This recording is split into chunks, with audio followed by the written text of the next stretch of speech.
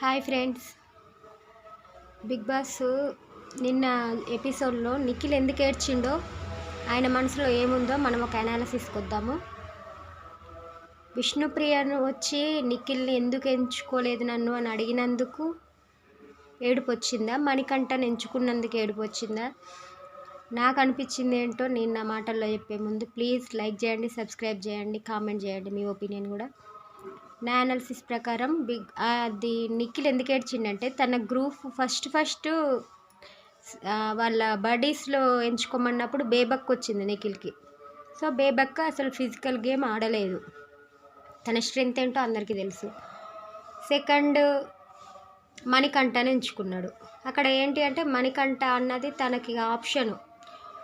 తను చెప్పిండు కూడా, తప్పదు నాకు, ఇంకెవరు ఎంచుకోరు కాబట్టి నేను ఎంచుకున్నాను. ఈ విషయంలో నిఖిల్ హ్యాట్సప్ చెప్పాలి నిఖిల్కి. లేకపోతే మణికంఠ మళ్ళీ ఎంత కుంగిపోయేవాడో, ఎంత ఏడుపు వేసేవాడో, జనాలకి ఇంకెంత పిచ్చి పట్టించేటోడు. ఎందుకంటే మరి ఓవర్గా కూడా ఏడుస్తే కూడా మనం చూడలేము. ఒకరోజు తను బర్స్ట్ అయిపోయింది. ఇప్పుడు మళ్ళీ నన్ను ఎవరు ఎంచుకోవట్లేదు, నేను వీక్ అని మళ్ళీ తను డౌన్ అయిపోతుంటే ఇంకా బాగుండేది కాదు. బిగ్ బాస్ని మనల్ని అందరిని బతికిచ్చిండనే చెప్పాలి నిఖిల్. థర్డ్ వచ్చేసి, ఇది బిగ్ బాస్ గేమ్, ఏదైనా జరగవచ్చు. సోనియాకి నిఖిల్తో ఆర్గ్యుమెంట్ చేయాలి. అఖిల్కు బిందు మాధవికి ఎలా అయిందో అట్లా ఒక బిందు మాధవిని అనుకొని, నేను ఎందుకు బిందు మాధవి టాపిక్ తెచ్చిందంటే, ఆడపులి అనే వర్డ్ తను యూజ్ చేసింది, అదే వర్డ్ మళ్ళీ ఇప్పుడు తిను. అందుకనే నేను అలా ఆడడానికి ఇందులో అఖిల్ ప్లేస్లో నిఖిల్ పెట్టింది అనుకుంటా. ఎందుకంటే ఇప్పుడున్న దాంట్లో స్ట్రెంత్గా, మెంటల్గా, ఫిజికల్గా స్ట్రాంగ్ ఉండి టాప్ 5 వరకు వెళ్ళే కంటెస్ట్ తనే నిఖిలే అని తను అనుకోనే, తన ఎట్టి పరిస్థితుల్లో నువ్వు నాతో ఫ్రెండ్లీగా ఉండట్లేవు, మాట్లాడట్లేవు అని నిఖిలే దగ్గరికి వెళ్ళి మాట్లాడినా కూడా తను ఎంతవరకు ఉంచాలో అంతవరకే ఉంచుతుంది. ఓకే, నాకు ఇన్ని మాట్లాడుతున్నా కదా అన్నట్టుగానే ఉంది. ఎందుకంటే ముందు రోజు కూడా నైట్ లైవ్లో చూసినప్పుడు అదే జరిగింది, వాళ్ళిద్దరు చాలాసేపు మాట్లాడుకుర్రు.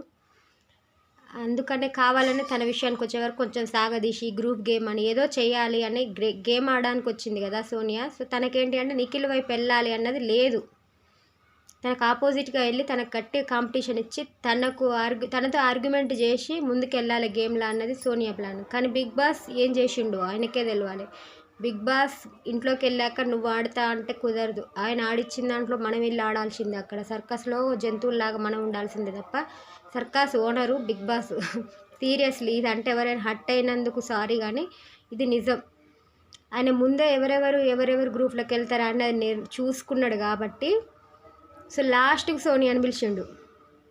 అదే లాస్ట్ పృథ్వీ కంటే సోనియా వెనకాల వచ్చింది కదా, అదే పృథ్వీనే ముందు పిలుచుకోకుండా వెనక్కి పిలిచుంటే, సో సోనియా ఎటు వెళ్ళేది తన ఆప్షన్ కాబట్టి, యశ్వి గౌడ కూడా అడిగింది కాబట్టి యశ్వి గౌడకి వెళ్ళి ఈయన పృథ్వీ సైడ్ వెళ్ళేవాడు.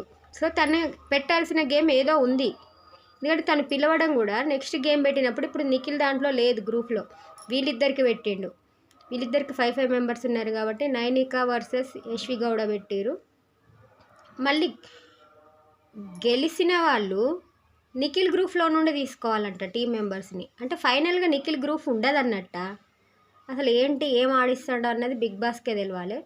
నిన్నటిదైతే పర్లేదు, నైనిక వాళ్ళ గ్రూప్ గెలకుండా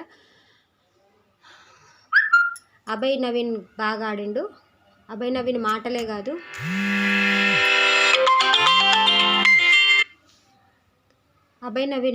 కాదు గేమ్లో కూడా బాగున్నాడు. తను ఓవర్గా ల్యాగ్ చేయకుండా మాట్లాడిన సందర్భం తగ్గట్టే మాట్లాడుతుండే, అలాగే ఉండే. కానీ నిఖిల్కి ఏంటి అంటే అటు పృథ్వీ ఇటు అభయ్ ఎవ్వరు రాకుండా మొత్తం వీక్ కంటెస్ట్లో నేను ఎంచుకోవడం వలన తనకు లోపల చాలా బాధ అనిపించింది. ఆ బాధను విష్ణుప్రియ వచ్చి అడిగే వరకు తను ఆ విషయం చెప్పలేక మణికంఠను ఎవరు ఎంచుకోరు, నాకు వీక్ గ్రూప్ వచ్చింది అంటే నేను గేమ్లో ఎప్పుడు స్ట్రాంగ్గా ఉండాలనుకుంటున్నా, ఒక్కరు కూడా స్ట్రాంగ్ లేరు కదా నిజానికి. సో అది మైండ్లో పెట్టి నేను వీక్ గ్రూప్ అనే వర్డ్ రాకుండా సైలెంట్గా ఏడ్చిండేమో అని నాకు అనిపించింది. నెక్స్ట్ ఈరోజు ప్రోమో కూడా ఈరోజు అనాలిసిస్ చేసుకుంటే, రేపటి ప్రోమో ఇచ్చిర్రు కదా ఎమ్మటే,